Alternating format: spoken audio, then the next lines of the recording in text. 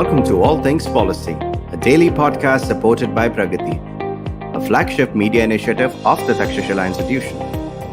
We're a bunch of policy nerds based in Bengaluru, and we like to bring a fresh perspective to Indian affairs and an Indian perspective to global affairs.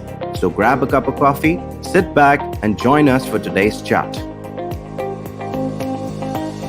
Hello and welcome to another episode of All Things Policy. I am Pranay and today I have with me Manoj @ the China Dude. Hi, Pranay.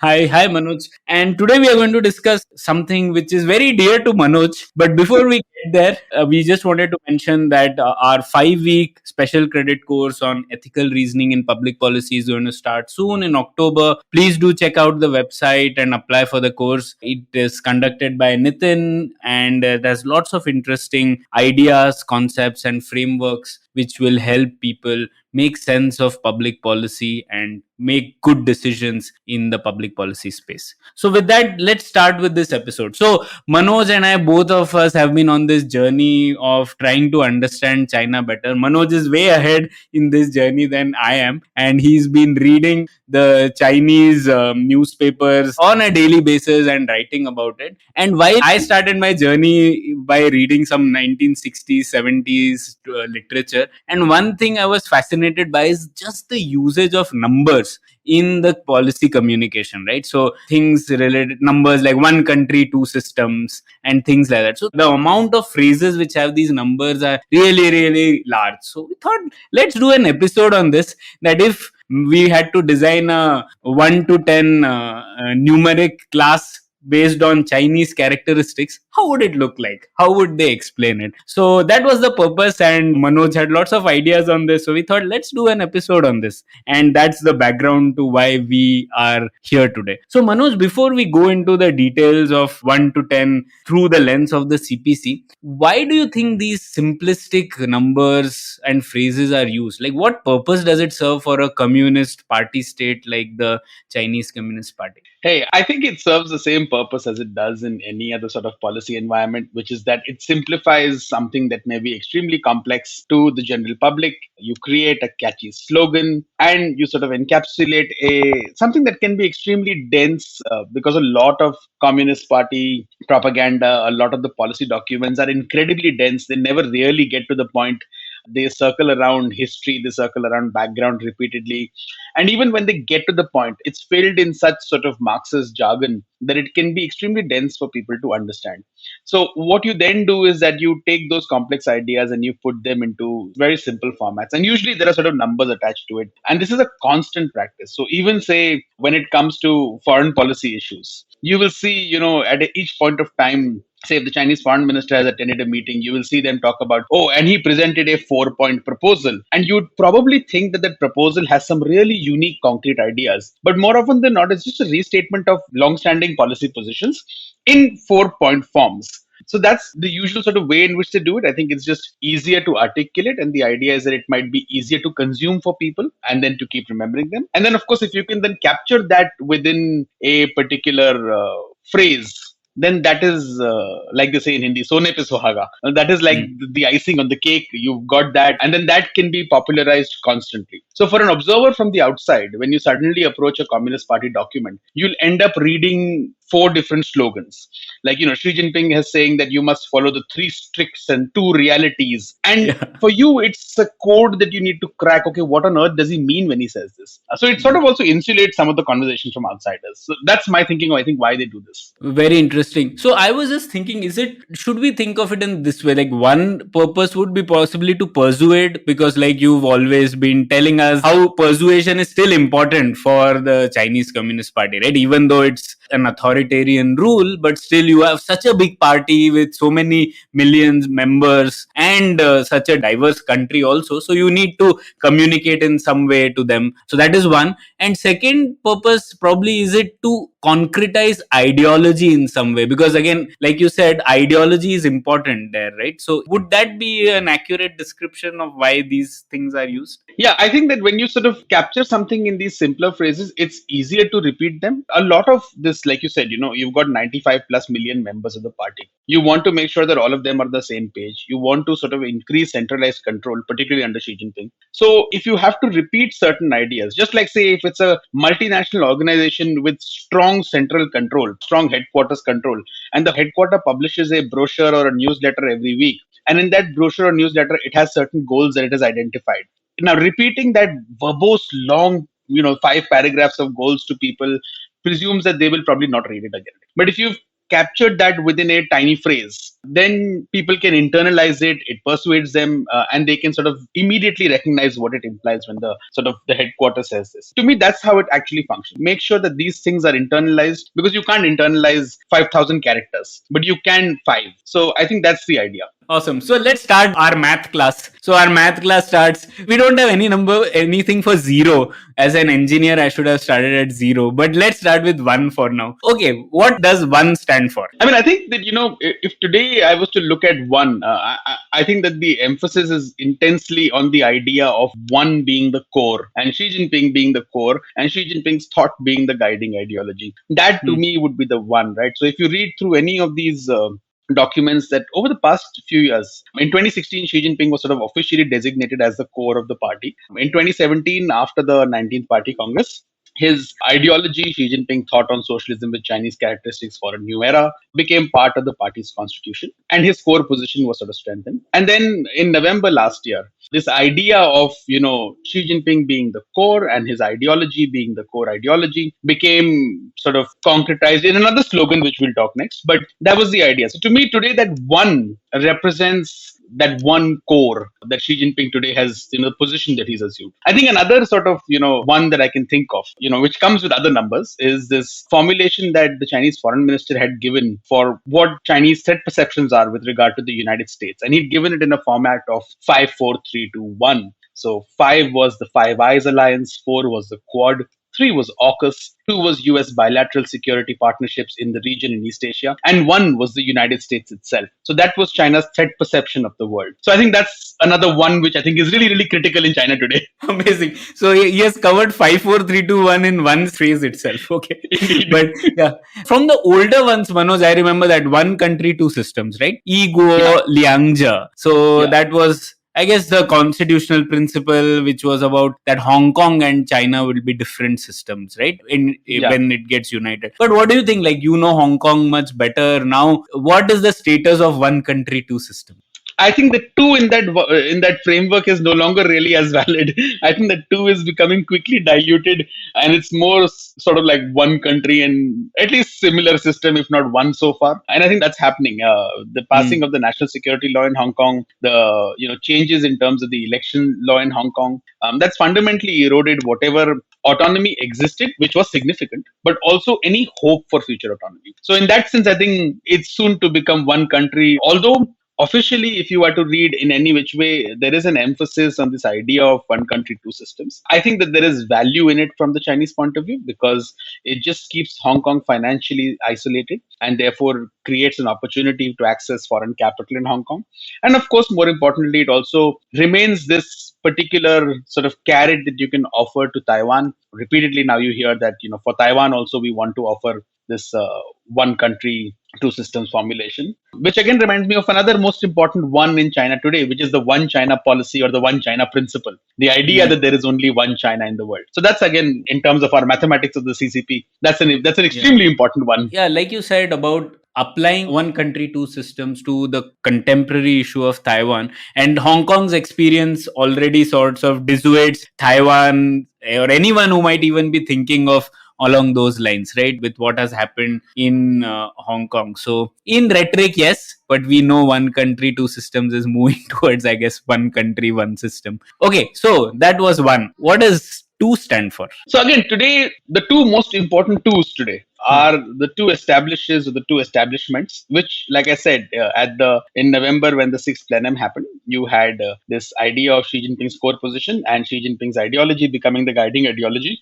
being brought together as a critical moment in Chinese history. And that change was given the phrase two establishes or two establishments. And that's become sort of increasingly since November last year when this took place. Increasingly, this has become like, repeatedly you'll see in commentaries and you'll see from, propaganda folks, you'll see from even senior leaders, the idea that everybody must adhere and understand the significance of this two establishes, that this is what is critical for the future. So essentially, it's a statement of Xi Jinping's authority, and it's a statement of others appreciating and recognizing Xi Jinping's authority. And the repetition of this slogan by different departments, by different agencies during elections which have currently taken place for the 20th Party Congress is a reflection of how much these entities are obeying Xi Jinping. So there's been a big propaganda campaign around this. The other, obviously, is the two safeguards, which is essentially safeguarding Xi Jinping's position as the core of the party and safeguarding the centralized unified leadership of the party central committee, which again is the key that, Xi Jinping essentially needs to maintain this control, and not just him, but him at the core of the party. So both need to be strengthened, his position and the party's position. And as a policy, we have seen this shift happen, right? You see the private sector becoming much more de-emphasized. You see party control over the private sector enhancing. You see everything becoming securitized. You see the party's control over state organs intensifying, which, say, in the past under Deng Xiaoping, there was an easing of this idea. There has to be a differentiation between the state and the party.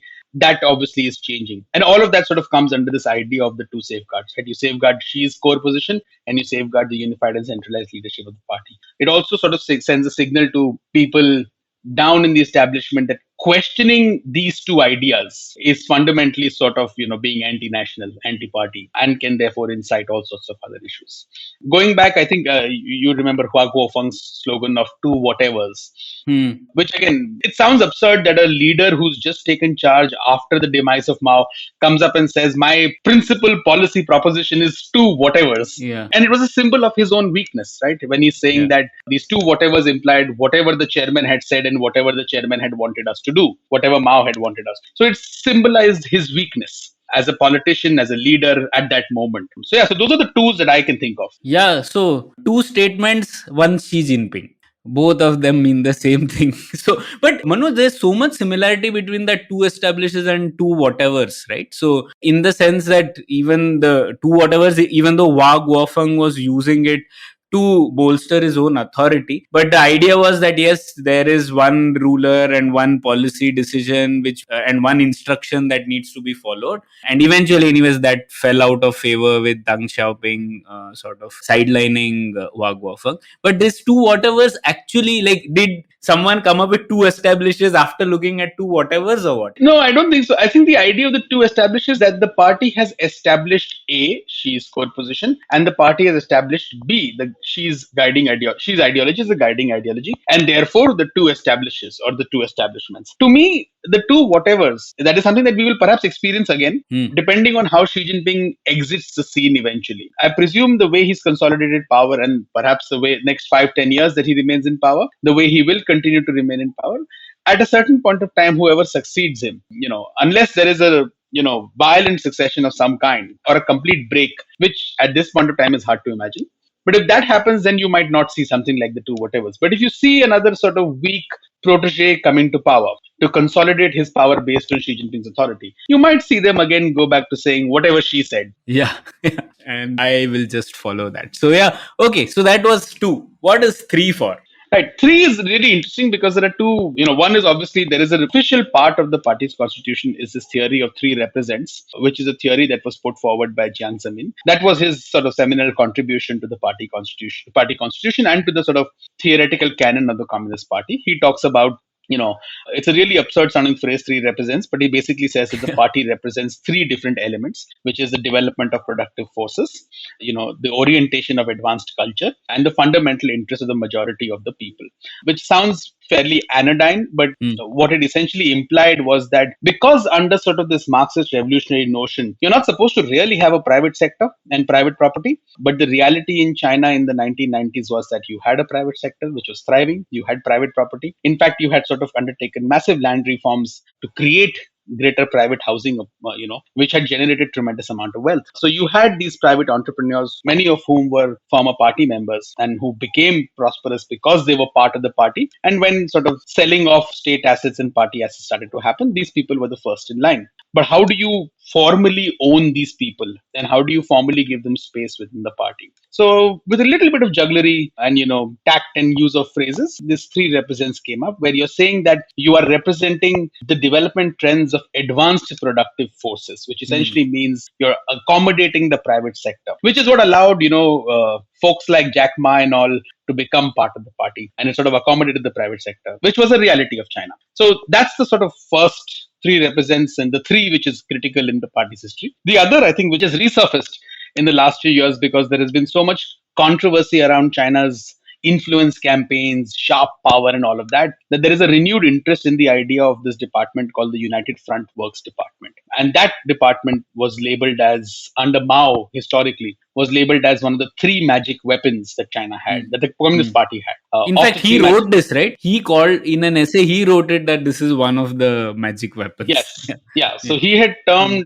creation of the party itself, the pursuit of armed struggle, and the creation of the United Front as three magic weapons. Obviously, the party itself is obvious. Armed struggle is obvious. I mean, it took some time for the CCP to create its own Red Army. It's only after 1927 that the Red Army became, prominent. And then you've got this United Front, which preceded the Red Army. This was this agreement between the Communist Party and the Kuomintang in the 1920s to work together to overthrow imperialism. And essentially, the idea of the United Front is that you are reaching out to non-party entities. So which is the private sector, social sector, overseas Chinese, people in Hong Kong, in Taiwan, and elsewhere else. And you're trying to build a sort of common understanding about the objectives and try to get their sort of inputs, get their support financially, get their support from a talent perspective, get their support from a discourse point of view, depending on the societies that they may be in, to try and create greater propaganda awareness about Chinese propositions and Chinese viewpoints. And Xi Jinping has reiterated this idea that the United Front is a magic weapon. And again, it came at an interesting time where there was tremendous pushback in the West, particularly around, Chinese students, Chinese, disinformation campaigns, Chinese media and propaganda campaign. So that became this big thing. Interestingly, increasingly sort of Chinese media in the last 1 year has tried to create a fourth magic weapon also, which unsurprisingly we've already spoken about, which is the core position of Xi Jinping as the authority figure in the party. Again, okay. Yes. But Manoj, what you said about United Front work was very interesting because contemporary view, I wouldn't have imagined United Front was that important, right? It's just in the pantheon, it is just next to the party and the army, right? So that much importance. But I guess in the revolutionary phase, it was really important for them to do propaganda. And now also it is important, but just that it is one of the top three is fascinating to me. On that three represents, right? So this Jiang Zemin, when he comes, and there is so many capitalists also coming into the party. So I guess this was also a way to signal to the ultra left section, right? That, okay, we are also saying that we are representing the overwhelming majority of the people. And now see, there are so many people, even the scientists are as part of this advanced productive forces and all that. So they are actually common people, and that's why they are in the party. It's good politics, right? It's really smart politics to try and create. And chicanery. Yeah, exactly. You do some of these things to try and create space to be able to move forward. And I don't think that the traditional leftists in China really bought any of this. They saw it for what it was, which is why, when Hu Jintao comes to power, you see this sort of left agenda of social security, of, the state being important, of healthcare, education, all of that sort of, pollution, all of that becoming a much bigger sort of policy platform. And I think under Xi Jinping, what you've seen is that he's tried to usurp that left agenda. And, and he's done it in his own way, where he's got new slogans. Some part of it is stupendously opportunistic. I remember when I was in China, the Chinese economy has started to slow down. Growth rates had come down from double digits to single digits and, from 8 to 6. And you saw this celebration of this phrase called the new normal, as though it was this brilliant, fantastic thing that was happening in China. But what it basically signified was that, look, growth is going to slow down significantly and it's a new normal. And it was sold as this fantastically positive thing that's happening, which again is smart propaganda and good politics. And then along with that, Xi Jinping sort of took the left agenda of, redistribution of healthcare, access to education and things like that, which today he's packaged under this idea of common prosperity. Hmm. So it's fascinating to observe how that changed from the peak of capitalism, where China entered the WTO and this idea of the three represents came about at the same time, to where we are today. All right. So let's go to the number 4. So what's 4? So there are lots of fours, and I've picked, I think, a couple of them which I think are very relevant to today, right? So historically, obviously, there's the four modernizations that Deng Xiaoping had outlined. Those four modernizations were part of his reform and opening up agenda and the vision for China's growth in the future. But today, what we have are things called the four. I mean, I spoke about the two safeguards, and the two safeguards usually in propaganda are accompanied by two other elements, which are the four consciousnesses and the four self confidences. So anybody who's reading through it, usually we read through it as a 4-4-2 formulation. It sounds like a football formulation on the football pitch. Yeah. But the 4-4-2 formulation. And essentially, the four consciousnesses mean that all party members must have a sense of consciousness when it comes to ideology, the party as a whole, the core, which is Xi Jinping, and the line of the party. That means that none of these remain inviolable. You should not be violating any of this, and you should be aligned very closely on these issues, which essentially is a signal to party cadre lower down that deviation from what the center is requiring you to do will not be viewed favorably, which is a regression from where the party was since the 1980s. In the 1980s, once reform and opening up started, the whole idea of it under Deng Xiaoping and his view that it doesn't matter if the cat is black or white till it catches the mice, or the idea that we must cross the river while feeling the stones. All of that essentially said you must experiment, and there is no one sort of pathway to this ultimate goal, and people can experiment. So it created greater space for local experimentation, which created multiple China models. What this four consciousnesses is telling you is that you must adhere to what is centrally required, not just in terms of I want you to grow and I'm giving you a growth target, but also in terms of the pathways that you're pursuing towards that target. I have much more clarity, and those are political imperatives. So if you move away from them, even if you may be doing well, you may not be viewed favorably from a central point of view. So that's the sort of implication of this idea of the four consciousnesses. And the other thing is that, Xi Jinping's development strategy, this entire idea is called this comprehensive deepening reform, right? He's outlined this as the four pronged comprehensive strategy, which basically means that you must have comprehensively build a moderately prosperous society, which he says he has achieved in 2020. He talks about reform being comprehensively deep, which means that it's not just economic reform to boost economic growth. It's reform of all segments of society, from the judiciary to how power is exercised by the executive to how laws are framed, all of that, along with obviously economic reform. The nation must be comprehensively governed by law. So there must be comprehensive law-based governance, which is a shift away from, say, where it was in the past. Xi Jinping has sort of focused much more on passing many more laws, and he's seen any aspect of security to reduce sort of arbitrariness in decision making. So, for example, when it comes to things about national security, it's not just that national security is a stated goal, but it's increasingly there are legislation around. So, from cybersecurity law to the national security law to data security law, different aspects that you're seeing are critical to national security, you are legislating around them so that you create predictability of actions, you create systems to maintain that security, and so on and so forth. And you also create costs and liabilities, which are, again, predictable, evident for people. And the last of this is that you must comprehensively, strictly govern the party. So those are your four comprehensives. This comprehensive, strict governance of the party comes down to this idea of strict political discipline, so adhere to the center's requirements, strict anti-corruption action, and much more strictness in terms of frugality and adherence to the beliefs of communism. So those are the two sort of fours that I will highlight. Historically, there was one more four which I think is critical in today's debate also, because there's been lots of conversation around how the West sort of misunderstood China, that economic reform will lead to political change. And if people had focused on the four cardinal principles that Deng Xiaoping had outlined in the 80s, which essentially meant that there will be no political reform, perhaps then this would not have happened. Right. So, yeah, and then that Wei Jingsheng came up with the fifth modernization, right? That when opposition to Deng Xiaoping's four modernizations, that no, democracy is actually the fifth modernization which should happen. But bad luck. And he's finally still in the US now.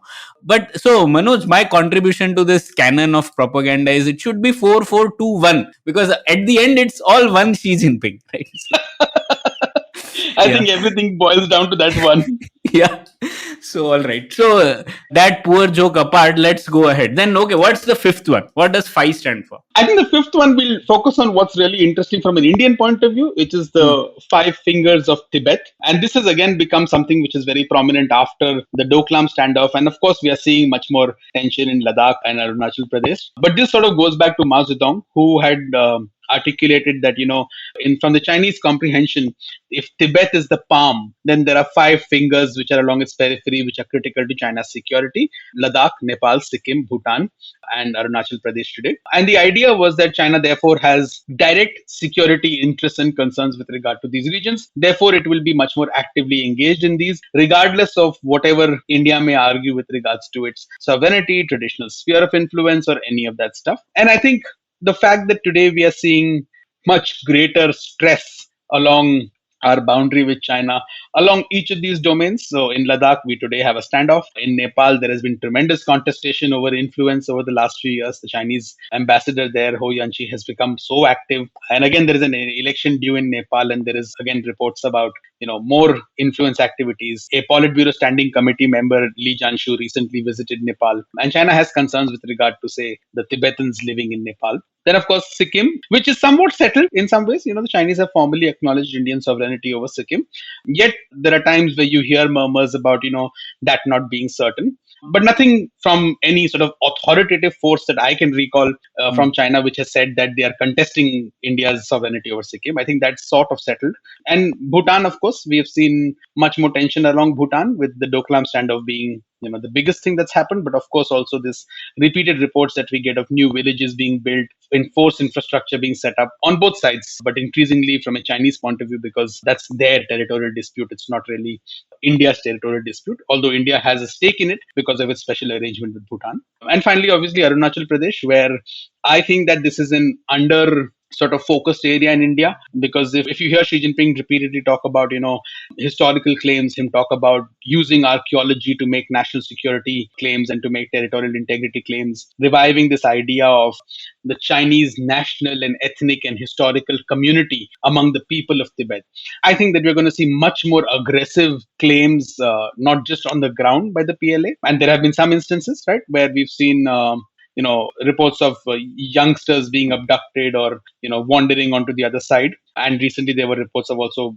infrastructure development. But also I think we'll see much more sort of lawfare, and discourse warfare around Arunachal in the next few years and months, which I don't think necessarily we in India have prepared ourselves well for. So, is this five fingers of Tibet mentioned officially in any document? So I don't think that it has been officially mentioned in any document. At least as far as my work has gone, I have not seen it officially mentioned in any document. But the fact that it's part of discourse was sort of, in 2017 after Doklam, there were sort of commentaries written in China which mentioned this, and I think one of them was written by somebody from Nanjing University. I can't remember the author's name, but somebody from the Institute of International Relations at Nanjing University specifically talked about this idea of the five fingers of Tibet.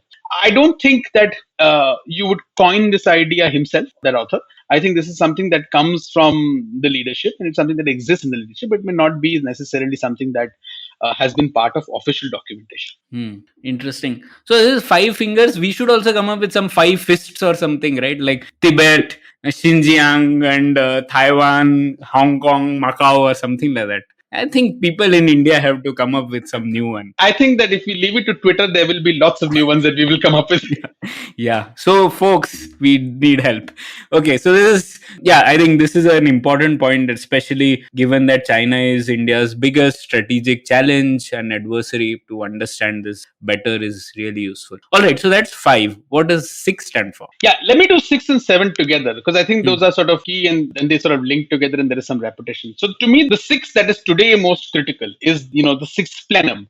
And I purposely sort of chose this is because, at a plenum is essentially a meeting at a periodic interval that the Communist Party holds. For those who may not be familiar with the structure of how the Communist Party functions, every 5 years there is a meeting of the Central Committee that's called the Party Congress. At that Party Congress, you have an election, which is largely selection. And in that, you have new delegates who come to become members of full-time members of Central Committee or alternate members of Central Committee. From that, you get members of the Politburo, which is the key body, and then you get members of the Politburo Standing Committee. Now, every so often, the central committee will meet for what are called plenary sessions. And usually each of these plenary sessions within that 5-year period are sort of thematically run, right?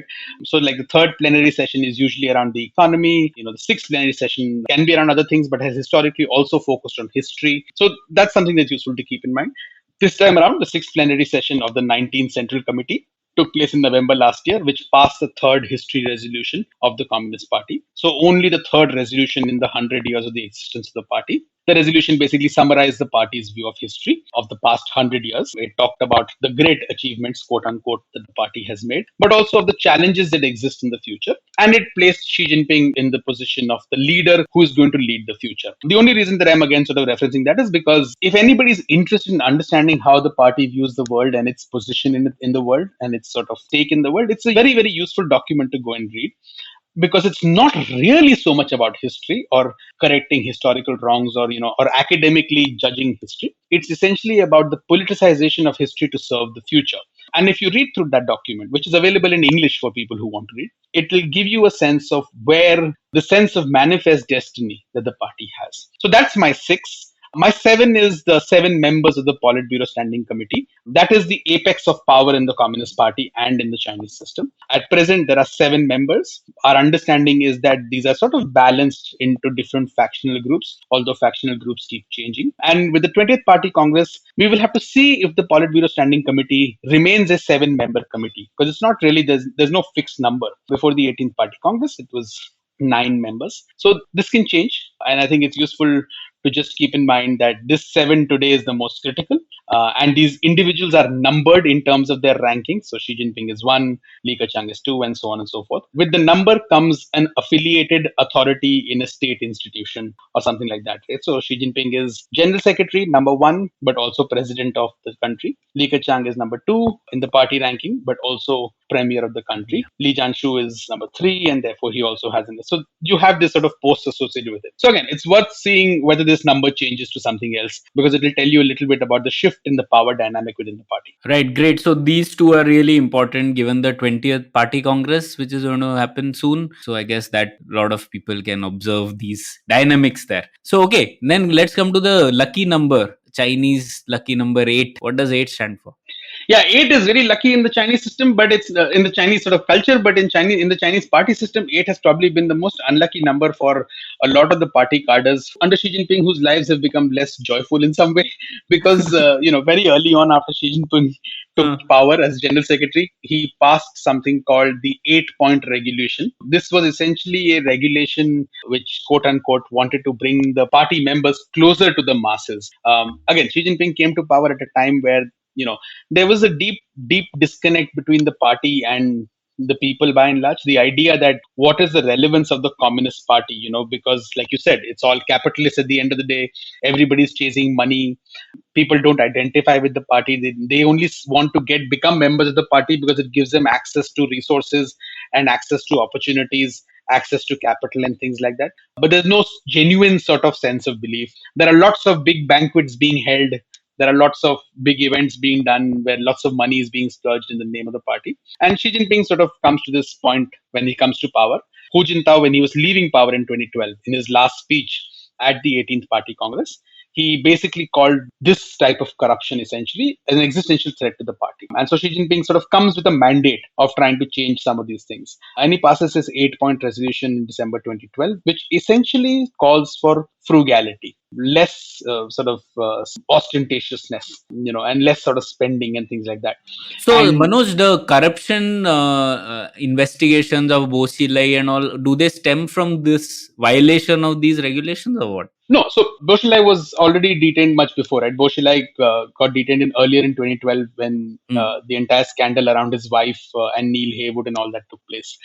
But subsequently, a lot of people who've been caught up, and the party puts out monthly figures of people who have been punished for the violation of the 8-point regulation. And there are really good researchers like Ling Li and others who do a data tabulation on a monthly basis, looking at what have been the numbers that have been taken down because of the 8-point regulation violation every year. And there's a significant number. But usually when you have some big guys who are taken down in corruption scandals, they are taken down for all sorts of reasons. So when you read through their charge sheet, you will see things like violation of 8-point regulation. You'll see violation of certain kinds of codes of morality. In one recent one, I think there was one of the complaints against the gentleman was that he had eaten and drank too much.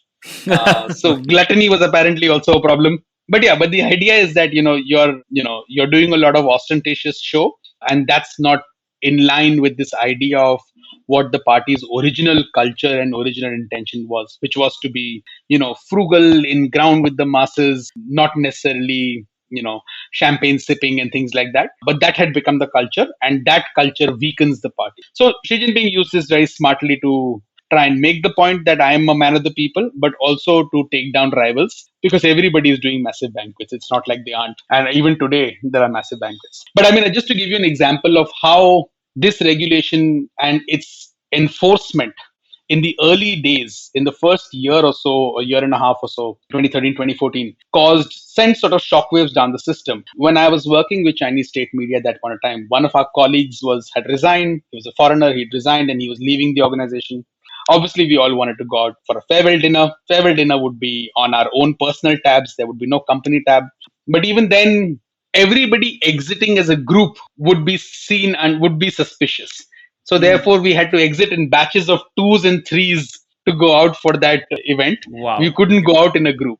So that's the sense of anxiety that it provoked. And even today, you see lots of people being taken. Wow, yeah. So as you said, like really unlucky, actually. But what a paradox, right? But the way you mentioned it, I think it includes all 7 deadly sins plus one sin, which is saying anything against Xi Jinping. So that is yes, of course, of course. All right. So that's 8. What does 9 stand for? Okay, so 9 is document number 9, right? Again, this is not something that's publicly available, but it's been leaked and there is translation. There are sort of brief translations available. I think China File has among the best sort of translations of this. But document number 9 is again dated back to 2013, and it's relevant today because today we are seeing tremendous contestation over this idea of values, human rights, or the idea of democracy itself. Right? China calls itself a democracy that works and says that the Western democratic model does not work. And this sort of goes back to document number 9. Why is it document number 9? Because it was the 9th document released that year. So this document essentially made the point that, look, the West is trying to infiltrate Chinese society through certain set of values and through certain so-called influence operations, primarily being the media, but also other tools, right? So there is an ideological contestation that is going on, and it identified these sort of 7 different political perils that existed, which China must be extremely wary of, right? And these include things like constitutionalism, the creation of civil society, a quote unquote nihilistic view on history. That is, you don't question the party canon on history. This idea that there are certain values that are universal and their application is universal in that nature. So the idea of freedom of speech, freedom of expression has to be universal and not regulated by your own culture and your own sort of society. A view of the role of the media being essentially confrontational when it comes to the administration, right? That the media must speak truth to power. That notion is fundamentally problematic because from the party's perspective, the media should speak the party's voice. It should assist in governance, but it should speak the party's. Or the idea that there should be a separation of powers between the executive, the legislature, and judiciary, and there should be a sort of confrontational, contestational system of politics, which again is not something that the CCP can allow, right? It enjoys monopoly on power constitutionally, and it wants to retain that. So this document sort of put out this set of warnings that these are ideological trends and these are ideas that we must be extremely wary of and we must crack down on. And that sort of lays this foundation for a subsequent campaign against human rights lawyers in China, against feminist protesters in China, and the media, and bringing the media in control, and any sort of talk on political reform. So this is, I think, is one of the sort of, it tells you a little bit about the worldview that Xi Jinping had when he came to power. And this is just a year of him becoming general secretary. So it's at that point of time that he saw a systemic contestation going on. It's not that once Donald Trump came into power or once Biden came to power, they spoke about democracy versus authoritarianism. The Chinese had this view very long ago. And I think document number 9 sort of puts that into perspective. Yeah, amazing. No, most of the 7 perils you mentioned, our starting point would be all of them are good, right? Like, yeah, we should be aspiring for that. And here it is actually put as direct perils. And yeah, very interesting that all these were already in motion in 2013, right? So, The other interesting thing is that he also while initially there was this threat perception from what are things that I think we as any sort of liberal society should be aspiring towards, or any society should be aspiring towards. But today, what we are seeing is that there is enough confidence within the system that they are now redefining these terms. So, what Xi Jinping is going out to the world and saying is that democracy is not just one format. And he's actually not just saying that. He's saying, his quote is, democracy is not an ornament to be shown, right? Democracy is to achieve results. And look at what the West has done on COVID. They've not achieved results. We've achieved results. It's a lot of it is nonsense. Yeah. But there is a grain of truth, right? There haven't been enough deaths in China and all of that. So he's basically on the offensive now. In document number 9, he was on the defensive. Today, he's on the offensive. He's saying we don't want universal values in the world because there is nothing like universal values because everything is particular to your own country. But there are certain common values. So democracy is a common value, but you can define it based on your particularities. Freedom is a common value, but you can define it based on your particularities. My freedom need not be what American freedom is like. And that's the model that he's trying to sort of pitch to try and essentially undermine what he sees as the United States and the West's, preponderance on this issue of values. All right. Yeah, that's interesting. Okay, so let's come to the last one, 10. And any list with just 10 is like a bad list, bad propaganda and bad thing, like too long a list to remember. But anyways, there are some things like that in the party propaganda. So what is 10 for? I think the 10 that I'm going to talk about is something that, we can wager on whether this is going to make it into the party constitution at the 20th Party Congress. So, again, we go back to the starting Xi Jinping's core status. At the Sixth Plenum in November, when you passed the history resolution condensed Xi Jinping's thought into 10 points, which became the 10 clears. It basically said that Xi Jinping thought makes the following things clear. And it listed 10 core aspects of what Xi Jinping's political ideology is, with the first of them obviously being that, that the Communist Party and the leadership of the Communist Party must be maintained. I won't bore people by going through all the 10. You can read in that. But these 10 clears or 10 persistences, we need to see if they get included in the party's constitution at the 20th Party Congress. Because if they do, then that again gives you a measure of, how strong Xi Jinping's authority is today and what his authority is likely to remain for the next 5 years at least. So that's your 10, and we can wager if it is going to be in part of the party constitution. My sense is that yes, it will enter, and along with that, Xi Jinping might also get the title of the people's leader, which essentially means that he is above a lot of other things. So yeah, that's where I would sort of leave it. Wow. So basically 10 clears and all that actually means Xi Jinping 1, all others are 0. So 1, 0. Yeah. So that, but yeah, so what Manoj said, if you folks want to bet, please reply to us on Twitter or anywhere else. What do you think? Will this become a part of the constitution or not? It's an interesting thing. When does the party congress happen, Manoj? Mid-October, right? October 16th. October 16th. Yeah, so that was our episode. Thanks a lot, Manoj. It was very interesting for me to learn 1 to 10 from you in Chinese Communist Party style. And we discussed a lot of things and how all of these are, a lot of it is propaganda, why propaganda is important for the party and why it is sort of used this way. So thanks a lot, and I hope you all had fun. Thank you. Thanks.